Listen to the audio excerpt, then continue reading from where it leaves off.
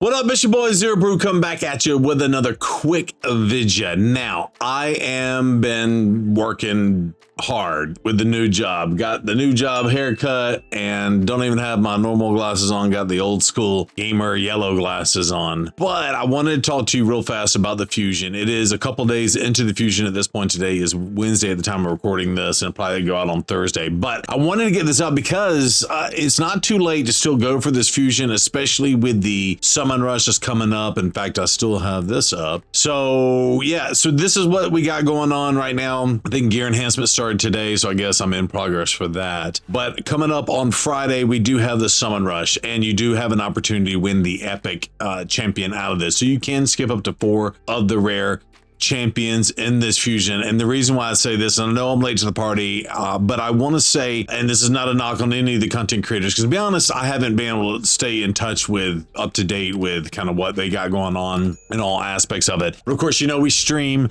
and we get feedback from the community. Basically, the reason why I want to make this video is I had people in the community that were choosing to potentially skip this Fusion, and we've had a lot of stuff going on, especially with the Teenage Mutant Ninja Turtles situation going on, and of course trying to potentially go for those items as well. And so people were looking at this Fusion to take a break, and I want to probably say that I recommend, possibly if you can, meaning you have the resources to do it, potentially go for this Fusion. Now, I know there's going to be some potential guarantees, maybe for Raphael and Leo and some other champion, April maybe, coming up in October as we approach the end of September here. But I will say, I say go for this champion. And why go for this champion? First of all, I know they announced the champion. A lot of people did damage tests. It was up and down. And again, I heard some mixed messaging on everything. And then I've heard like everybody's like, yes, go for must go get, must go get. I've never been one to say must go get. I will say, I said, have I said that? Yeah, I probably have said that. This to me is a must go get in the past, probably. But I don't mean it in the sense of like, hey, go spend money in this game. I don't mean it as, hey, I need to recoup my resources. I think all those are fine. So here's 0 reasons why I am going for it and why I suggest you go for it too. Real quick, click the link in my description to get a free Karato as well as Annex, Ugo, and Mausoleum Mage as you level up. Here's how to do it. Log out of Player and Play on the PC and uninstall. Click the link in my description and register with a brand new email. Launch raid and complete the tutorial. Go to your inbox and claim your first champion. Get an awesome start in Raid Shadow Legends with your free Karato Fox Hunter as well as 3 epic champions. Hit the link below and claim them today. I'll see you in the game. Woo! Reason number 1 is anytime you can get a champion into these lower factions, and if you look down here, and dwarves are catching up, they've just added several recently to them, but Shadowkin or what's that? Maths. 7 off of that, and another 5 off for the Sylvan Watchers from the Shadowkin.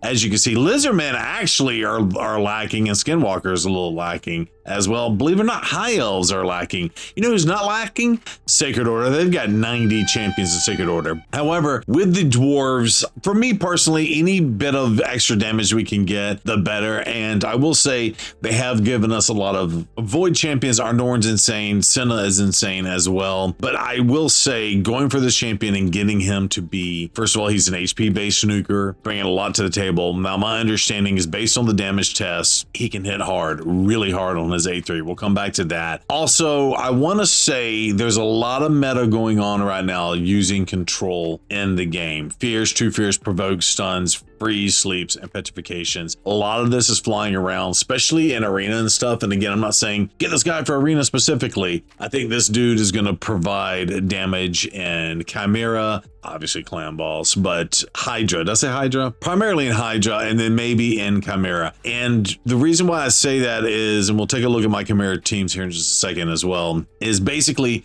for this, right? So you got to read this entire kit. First of all, the multipliers on this are huge. I don't know exactly where they are. I'm not going to pull them up. Maybe my editor will be nice and do it for you. Let's check out this skill. Attacks 1 enemy. And again, this is good for bosses. You know, Chimera, there's only 1 boss here to attack. Before attacking, remove all debuffs from this champion and place a 15% shatter buff and a 30% increased crit damage buff on all allies for 2 turns. We'll ignore unkillable stone skin block damage buffs if the target is not under any unkillable stone skin buffs.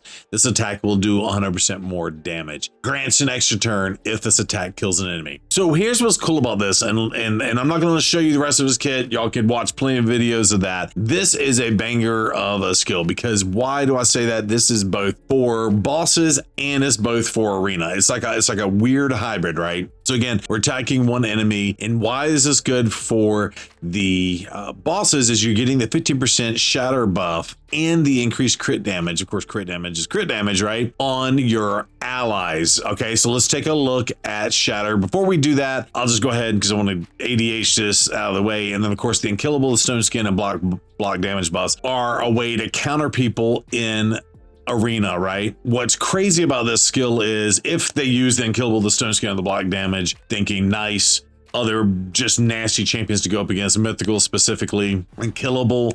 You've got Siegfried, who I have and use, and of course Stone Skin. Most people are starting that out to help combat the control things we were just talking about, which this dude's passive kind of does for us as well. Yeah, you can nuke through those and potentially kill the enemy, and of course if you kill an enemy you get an extra turn. But what's awesome about this, if they aren't under those, you do basically double damage, 100% more damage on that attack.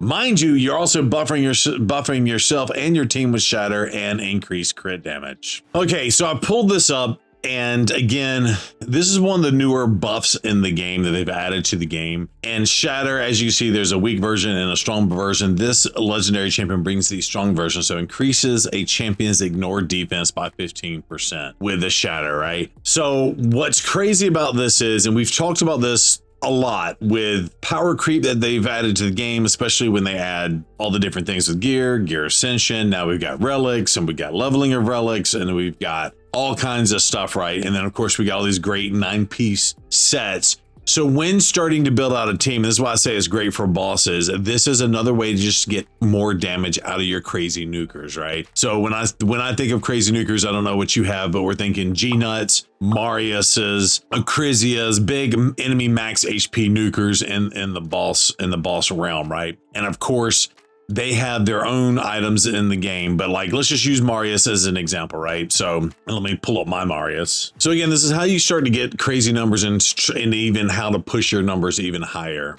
Okay, so here's my Marius. I've moved him into like what I would put him in when fighting Chimera, which is a 9-piece Slayer set, right? So first of all, he fills his turn meter every time he does AoEs, which if you know, you know, that's what he does. He also is ignoring 30% of enemy defense when using AoE skills. So he's got a built-in ignore 30% defense right here, and then 30% chance to deal additional AoE damage based on the damage dealt by AoE skills. So you've got basically your turn meter boosting, but that has something to do with this, but you're speeding yourself up with this gear set. You're ignoring 30% of the defense, and then you have a 30% chance to deal additional damage with the Marius, right? So then you start stacking in items. So we've got the wearer ignores, looks like 16% crit damage with how I have this leveled up, with the cast gaze on him also adding another 26% crit damage, right? So I'm going to pull up the Marius.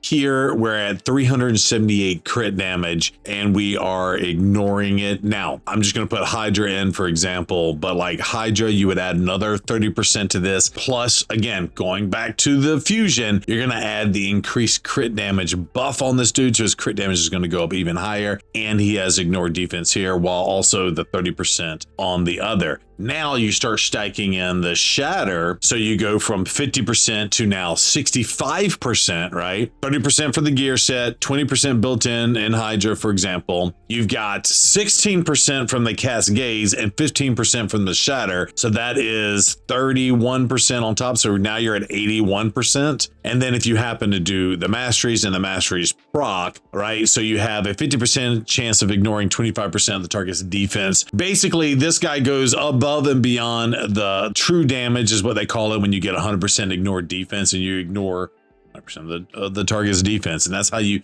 kind of just ramp up your damage. And then when you look at my team, I use Lydia and I use Elva as well. Elva in a 9-piece perception set. Let me find these fools. Let me just type them in. But Elva coming in with a 9-piece protection set, right? And so with this, you have a 75% chance to place a protecting buff. Allies deal 5% more damage per buff placed by this warrior. So we've got the extra damage potentially with the Slayer, that 30%. You got the Shatter, you're ignoring defense, you got the extra crit damage, and then you start adding things like protection in here. Allies deal 5% more damage for each buff on them. Well, she puts out lots of buffs, including block debuffs, increased speed, and attack up and defense, and the chance of placing the perfect veil, and has a chance of placing a continuous heal out on the champions.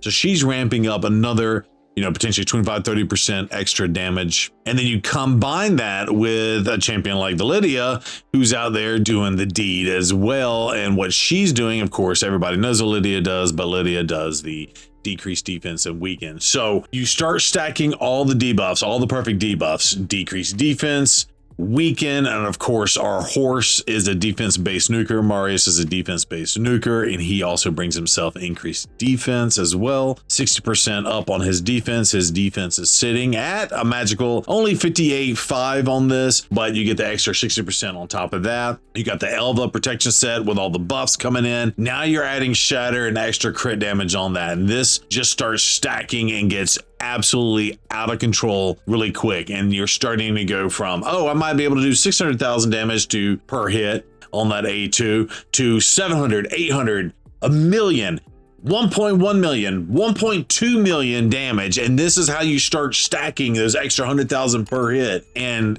Shatter and crit damage is just an easy way to do that. Plus the dude hits hard on that A3 as well.